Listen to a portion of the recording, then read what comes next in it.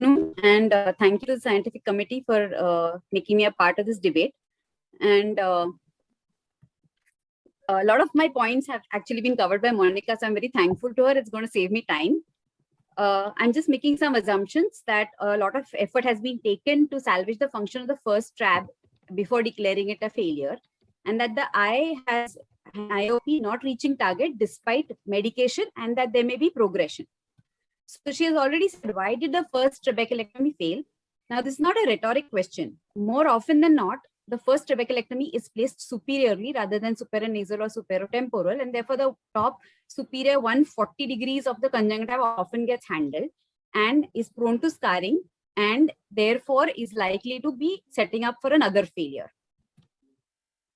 The TVT which she quoted, yes, it did. If you look at it, this is not a short-term therapy. We're looking at it as a long-term control, and the long-term results were better with the tube shunt. The incidence of post-operative complications was higher with the TRAB, though vision-threatening ones were equal. The IOP reduction at 3 months was not lower with the TRAB with MMC. It was only in the initial 6 weeks that the TRAB got a lower IOP. And the amount of adjunct medications that were needed at the end of 3 years was equal. The 5-year follow-up data also showed a higher rate of reoperation with the TRAB with mito group as compared to tube shunts. So it looks like the tube shunt is a better option. Eliminating the possibility of another TRAB, who is going to do a third TRAB after 2 failed TRABs? So any further surgery is always going to be a tube. So whether you choose to do a TRAB or a tube this time, next surgery is going to be a tube. Endothelial loss.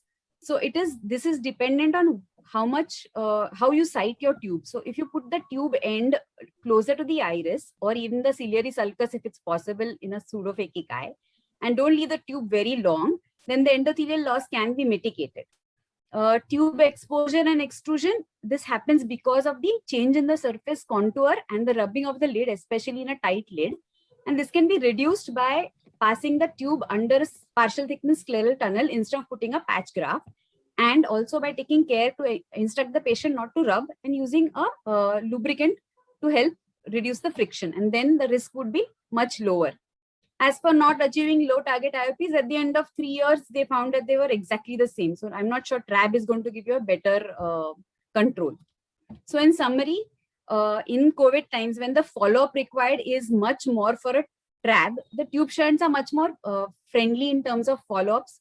You can site them better.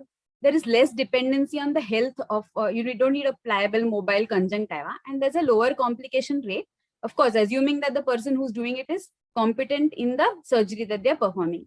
And with an addition of some additional medication, should we not achieve the very low target IOP, seems to be a much better option as compared to a second TRAB, as far the way I